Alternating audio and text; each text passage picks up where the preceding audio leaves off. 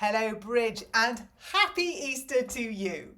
I don't mean it, but I'm saying it because we need to be polite and, maintain standards. High and rising standards, Bridge. That's what they actually look like. Before I get on and do 48 billion things with potatoes, because one likes mash, one likes roast, one likes new, I thought we'd have a little chat about this free breakfast rubbish that you're telling everybody that they're going to get at the other side of the Easter holidays. So can we be clear, before we go any further, it's not free. So you need to rebrand it, because if I was trading standards, I'd have something to say about that. You're not giving anyone a free breakfast. What you're giving is a load of people that don't need it a breakfast at the taxpayer's expense, and it's a mediocre breakfast at that. It's not as good as the ones that are already in schools run by charities. Now, let's be really clear. There is a need for some children to have free breakfast, lunch, dinner, anything. And everybody wants that. Nobody wants anyone to go without. Nobody wants any child to go without. So that needs to be very, very clear. Oh, the second thing, please do subscribe if you like this. The more people that subscribe, the more we share the news. And Bridget loves it when we share, don't you, Bridget? You don't. So it's not a free school breakfast. What it is a taxpayer funded breakfast in schools that already have breakfast clubs. Some of them charge for them, quite a lot of them charge for them, which pays for a quality breakfast and the staff needed to maintain the school breakfast. In lots of schools now, primary schools are asking secondary school staff if they will monitor and work at the free breakfast clubs, because they're not free, because they can't afford to bring anyone in to run their breakfast clubs, because they get 60p a child. Well, that doesn't cost even like a bagel, or it doesn't cover a bagel, let alone anyone to actually monitor the breakfast clubs. You get 30 minutes, you don't get 45 minutes, which is what you used to get under the actual existing breakfast club. And when you say it gives 100 hours, parents 100 hours a year back. Back from what, Bridget? Go on, back from what? Back from parenting? Back from having time with their kids? And of course, if we weren't having to work 100 hours more because we were having to pay for Rachel Reeves' tax jolly, then they probably wouldn't need to send their children to a breakfast club. But because Rachel Reeves has made it that we all have to work every hour God sends, then of course there may be a bit more need for a wraparound school care. But here's the interesting thing. With you putting children in different schools all over different towns, so we've seen Ramesh Ranganathan, so he's got one child here and one child there. Which one gets breakfast?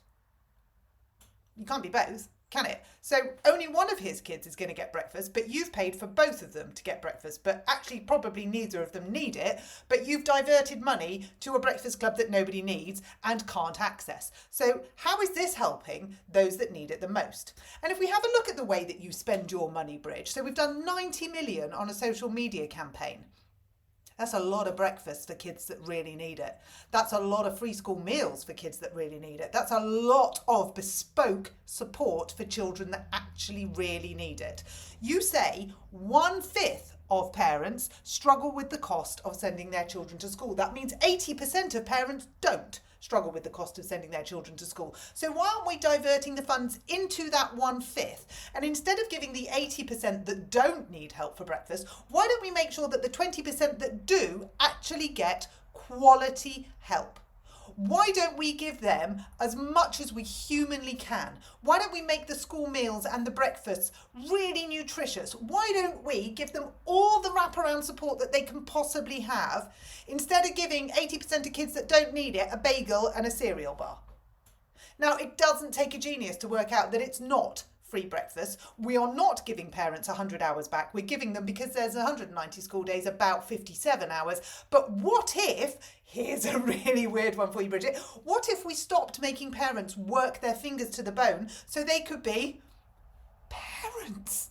I know, it's this really funny thing. It's like you have kids, and you have kids because you want to be with them, because you want to spend time with them, because you want a family. You don't have kids so that you can say, right, well, I need 100 hours of care for you here, and I need 100 hours of care for you here, and I'm lucky if I get to put you to bed. That's not why we do it.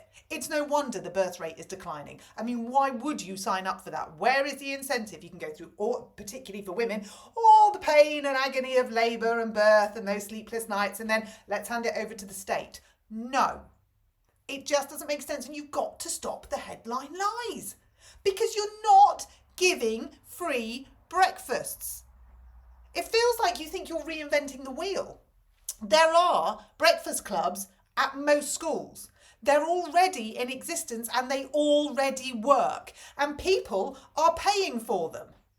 So why are we stopping that? Why are we spanking 90 mil on a social media campaign and God knows how much on 4KCs to defend the indefensible VAT on education policy? And then we're saying, but we're giving you a free breakfast. They don't want a free breakfast. They want classrooms. They want teachers. They want, some of them, Bridget, some of them want AstroTurf, can you believe it? But there's a lot of other ways to spend the money than giving 80% of people that don't struggle with school costs a free breakfast. Now, I realise you think that that's going to get you more voters and make you popular. But actually what it does is make you look really, really stupid. And I say this on behalf of the 94% of teachers who said they don't think this will work. If you are doing this to address attendance in school, there's many other ways that you can address attendance in school. And one of the first things is look at why kids aren't going to school.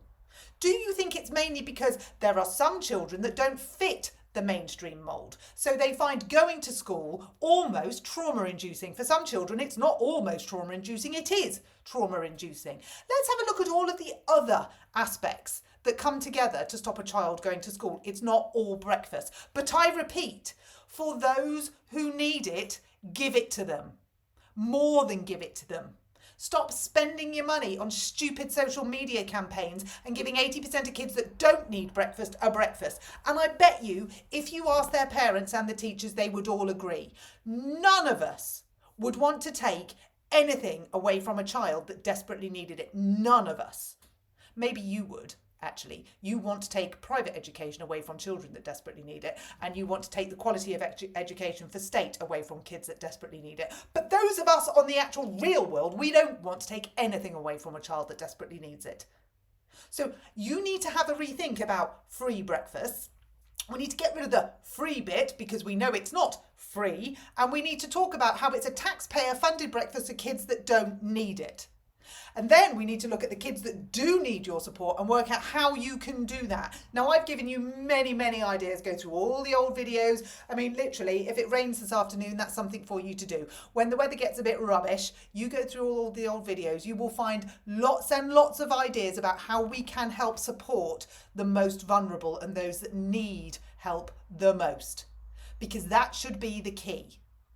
Not giving kids that don't need it a bagel and a cereal bar. It's insulting. The teachers don't want it, the parents don't want it, the kids don't want it. So free breakfasts for all may have been a manifesto pledge, but I think we're all in agreement that you can have that one on us. You can turn around and go, do you know what, it didn't work. Let's stop spending now, let's save the money now, and let's put that money where it's needed. Maybe in transforming the EHCP system, I don't know, that would be a good way.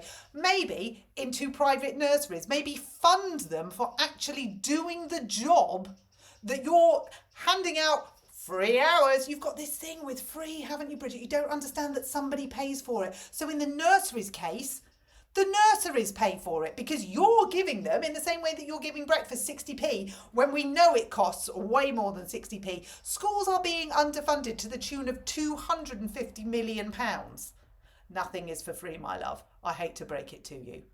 So we need to readdress how you're looking at all of this.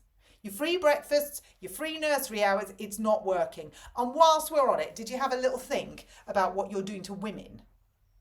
Women in the nursery sector. Women in the private sector, whose jobs you are making, A, for the nursery owners almost impossible, and B, for those that work in the nurseries that provide the childcare but now can no longer provide the childcare because your mate Rach has hiked up national insurance and employer contributions so that the nursery owners can't afford to pay the people that work in the nurseries. So there's less childcare, there's people on the jobs market, and those people on the job market are women, Bridge.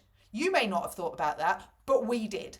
So this turned into a bit of a rant, and I don't apologise. When I say I apologise, I don't mean it. It's really passive-aggressive. I actually think you need to hear it, but I know you won't hear it because you're out walking your dog thinking everything's rosy. Why do every time I say that, I think of that kids' TV programme? But either way, you do need to hear it. Keep listening. I will keep saying it until you do, because you've got your priorities all wrong. Don't give us stats that a fifth of people can't afford school. Give us stats 80% can. So let's work at how that 20% gets what they need. Let's refocus. Let's stop trying to win favours and votes. It's not working. Let's look at those that need it. Okay, Easter is forgiving. So I suggest you give your attention to this. I suggest you give this bit up here, the brainy bit, give that some attention on why your policies aren't working, why you are fast becoming the second most unpopular MP in the cabinet after Rachel Reeves. Actually, is it the third or is she up there with Keir? I mean, it's pretty even Stevens. But either way, turn it around. Okay? Good. Right, you're welcome. I'm going to go and find my new best friend outside. He's called Mr. Robiny. I shall post a video of him. He's the cutest thing you've ever seen, and I give him mealworms. They're not free. I paid for them. Oh, that was him tweeting. I paid for them at the garden centre.